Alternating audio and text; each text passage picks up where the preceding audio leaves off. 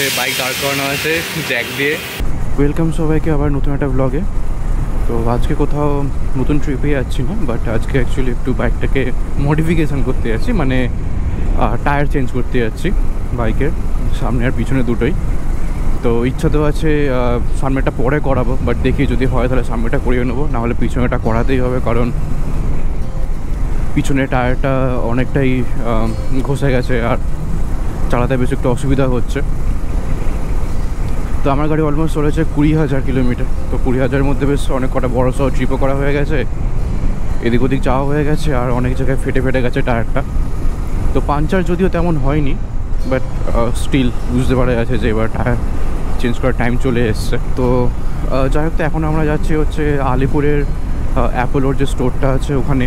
তো ওখান থেকে ডিসাইড করেছি যে টায়ার চেঞ্জ করবো। তো আমার সাথে রঞ্জনদা আছে, জিতও আছে, রঞ্জনদাও টায়ার চেঞ্জ করবে। তো দেখি ওখানে গিয়ে কেমন কী জিনিস আছে, কেমন কী প্রাইস আছে। তো ইচ্ছা তো আছে অ্যাপোলো ট্রাম্পলার যেগুলো আছে ওইগুলো লাগানোর, বাট ওখানে গিয়ে বুঝতে পারবো জিনিসটা কেমন কী নাকি। আমার ইচ্ছা আছে সামনে যে স্টক টায়ারের সাইজটা ওটাই থাকবে, বাট পিছনে আমি 130 জায়গায় 140 লাগাবো। তো একটা সাইজ বেশি। তো কারণ আমি অনেকজনের কাছে দেখলাম, তো সবাই বলছে হ্যাঁ লাগানো যেতে পারে, বাট মাইলেজটা একটু এফেক্ট হবে। তো ঠিক আছে, বাট আমাদের ডমিনার 250-র একটাই কি যে সব কিছুই ভালো, আর পিছনের টায়ারটা একটু বেশি সরু গাড়ির তুলনায়। তো যে কারণে দেখি, তো অবভিয়াসলি গ্রিপও ভালো পাবো এমনিতে, তো হ্যান্ডেলিংও ভালো হওয়ার কথা যদি বড় টায়ার লাগাই, তাও 1 সেকশন ওয়াইড।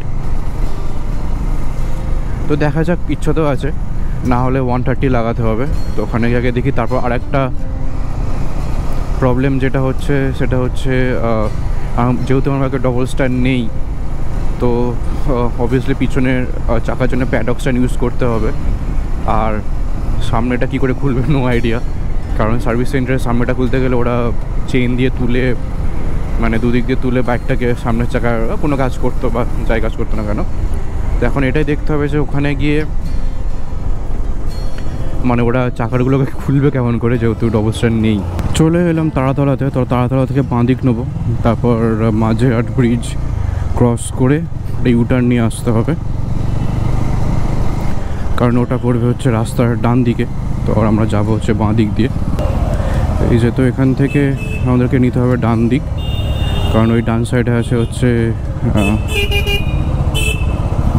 টায়ারের শোরুম, মানে যেখান থেকে টায়ার লাগাবো আমরা।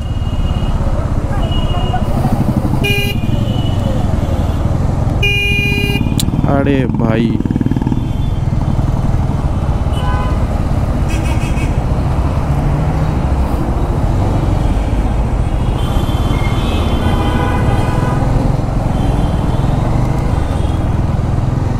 আচ্ছা, তো চলে এসেছি টায়ারের দোকানে। বাইকটা সাইড করে, জিতকে তো দেখতে পাচ্ছি না, আর ভিতরে খবর নেই কি আছে কি না আছে। আমরা এখন অ্যাপোলোতে চলে এসেছি, আমি রঞ্জনদার জিত। এই যে পিছনেই দেখতে পাচ্ছ অ্যাপোলোর টায়ারের শোরুমটা।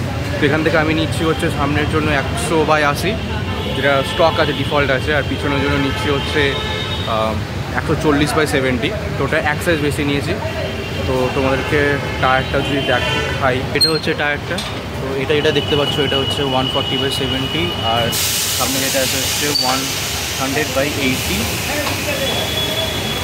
টায়ার। তো এটা এখন লাগানো হবে। এখন রঞ্জনদার, আর এখানে রঞ্জনদার জিত দাঁড়িয়ে আছে, এখন রঞ্জনদার টায়ার লাগানো হচ্ছে। তো রঞ্জনদার টায়ার সামনে টায়ার লাগানো হয়ে যাওয়ার পর তারপর আমার বাইকের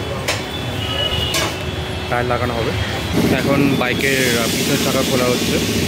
তো পিছনের চাকা খোলার জন্য এখন প্যাডক স্ট্যান্ড লাগিয়েছে। তো জানি না সামনের চাকা কেমনভাবে খোলাবে, কারণ সামনের চাকা সার্ভিস সেন্টারে খুলতে গেলে লিটারেলি সেই চেন দিয়ে টেনে, দুদিক দিয়ে টেনে সামনের চাকা খুলতে হতো।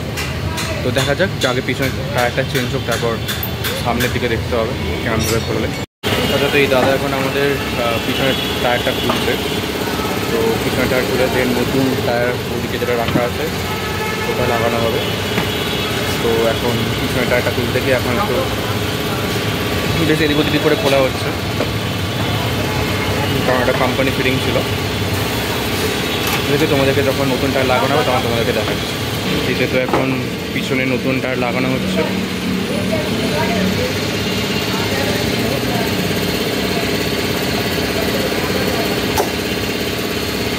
পিছনে যেটা যাচ্ছে সেটা হচ্ছে 140/70 17 ইঞ্চের। তো একটা সেট বেশি লাগাচ্ছে, তো এরাও এখানে বললো যে একটা সেট বেশি লাগালে কোনো প্রবলেম হবে না, হয়তো মাইলেজ একটু প্রবলেম করবে, বাট ঠিক আছে। আরেকটা রিসেন্ট মেশিন দিয়ে লাগানোর কারণ ভালো কারণ হচ্ছে, নাহলে যদি লোকাল জায়গা থেকে লাগালে কী হয়, ডিস্ক প্লেট বেঁকে যাওয়ার চান্স থাকে, তারপর রিম বেঁকে যাওয়ার চান্স থাকে। কারণ একটা দুটো বাইকের আমি আগে লোকাল গ্যারাজ থেকে চেঞ্জ করিয়েছিলাম, ওখানে অনেকবার ডিস্ক প্লেট বেঁকেছিলো, দেন রিমে দাগ পড়েছিল। বাট মেশিন দিয়ে করলে ওটা ওরকম কোনো হয় না, বাট বললেও খুব অল্প নেগলিজেবল পরিমাণে হয়, যেটাতে কোনো টায়ারের কোনো ক্ষতি হয় না বা রিমের কোনো ক্ষতি হয় না। টাকা আনা হয়েছে হাওয়া দেওয়ার জন্য। কত হাওয়া দিচ্ছ পিছনে? 40।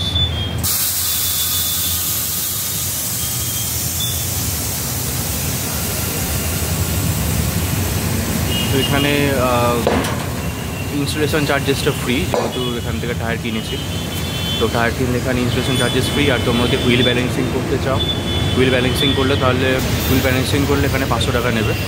তো সেটা কম এদিক ওদিক করে ডিসকাউন্ট করে কিছু কম হয়তো হয়ে যেতে পারে। এই যে তো পিছনের টায়ার এখন লাগানো হয়ে গেছে, তো তোমাদেরকে দেখাই কেমন কী লাগছে। আর এটা হচ্ছে গ্যাপটা, সেটা কোনো ভয় পাচ্ছিলাম।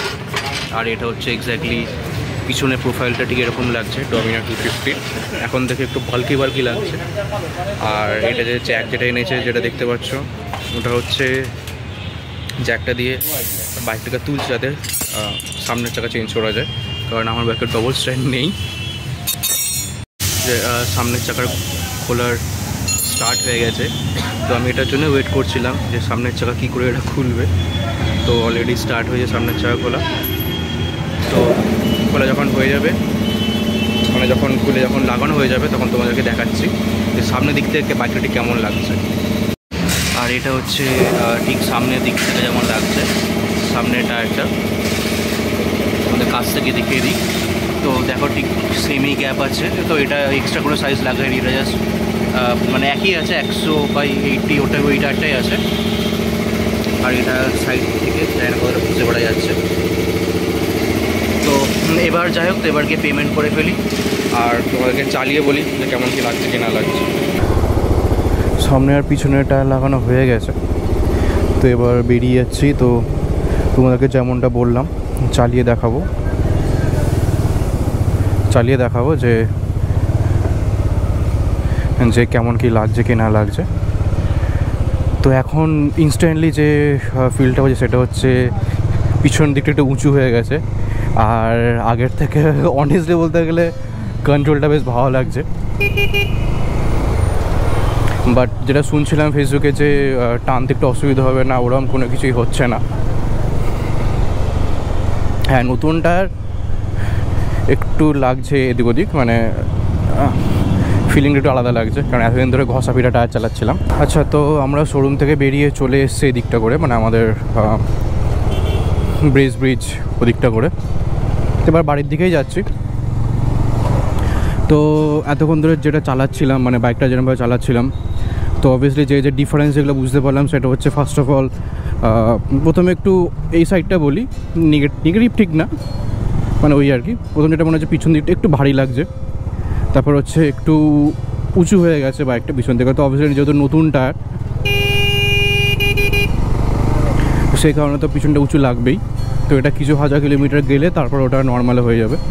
তারপর হচ্ছে এইটাই জাস্ট ফিল করছি, বাট ব্রেকিংয়ে আমি বলবো আপাতত তো কোনো প্রবলেম নেই, বা ব্রেকিং স্মুথ লাগছে। তারপর হচ্ছে হ্যান্ডেলিং আগের থেকে অনেক বেটার হয়েছে,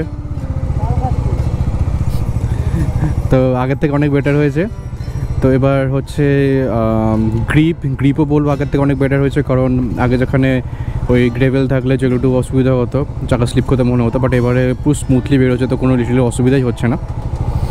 আর পিক আপ তো এখন তেমন কিছু বুঝতে পারছি না, পিক আপ তো ঠিকঠাকই লাগছে আমার, মানে আগে যেমন ছিল ওরকমই লাগছে পিক আপটা। এইগুলো ছাড়া আর তেমন কিছু ডিফারেন্স বুঝতে পারছি না। মাইলেজ তো এখন অবভিয়াসলি বুঝতে পারবো না আমি, কারণ এখন তো অবভিয়াসলি মাপছি না কত কি মাইলেজ। তো মাইলেজটা মাপতে গেলে অন্য দিন নতুন যে একটা ভিডিও যেটা আপলোড করবো পরে ওনারশিপ ভিডিও, তো ওটাতে আমি ডিটেলে দিয়ে দেবো যে মানে কেমন কি মাইলেজ ড্রপ করছে বা কেমন কি হচ্ছে কি না হচ্ছে, বাট আপাতত কোনো কিছু বুঝতে পারছি না আমি মাইলেজের দিক থেকে। তো ভিডিওটা এতটাই ছিল। তো অবভিয়াসলি ওখানে বাইক চালিয়ে তো টেস্ট করতে তো হতোই কিছু কিলোমিটার, তো এতটাই ছিল। তো এটাই ছিল হচ্ছে মানে ডমিনার 250 টায়ার আপগ্রেড করা, রিয়ার সেকশন আর ফ্রন্ট সেকশন। তো আমি দোকানের লিঙ্কটা দিয়ে দেবো ডিসক্রিপশানে, যেখান থেকে আমি চেঞ্জ করলাম। ওদের ব্যবহার খুবই ভালো ছিল। ইভেন যে ছেলেটা ইনস্টল করলো, ও তো ভিডিও করছিলাম, তো ভাইটা বলছিল যে দাদা তুমি সামনে এসে ভিডিও করো, তো মানে সব দিক থেকে হেল্পফুল ছিল। তো যাই হোক, তো এই ভিডিওটা এতটাই থাকবে। তো অবশ্যই জানিও কেমন কী লাগলো কি না লাগলো। আবার নেক্সট ভিডিওতে দেখা হচ্ছে। টাটা।